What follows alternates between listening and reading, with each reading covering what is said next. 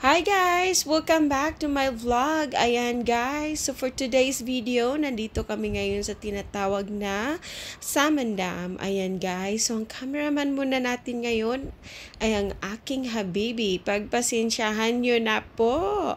Ayan, but anyways, ayan, napadpad kami dito dahil sa sobrang research ng aming kulingling na anak, ayan, sabi niya gusto daw niyang pumunta dito sa lugar na ito.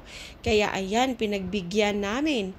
Ayan guys, so pagdating namin dito ay talaga namang sobrang naa-amaze ako dahil sabi dito, early 1900s daw ito ginawa, itong dam na ito. Pero hanggang ngayon guys, sobrang napakatibay pa rin. Ayan oh. Ayan, but anyways, yung sa kabilaan yan guys ay ilog na. Ayan. Tapos sobrang nakaka-amaze talaga. Thank you guys for watching.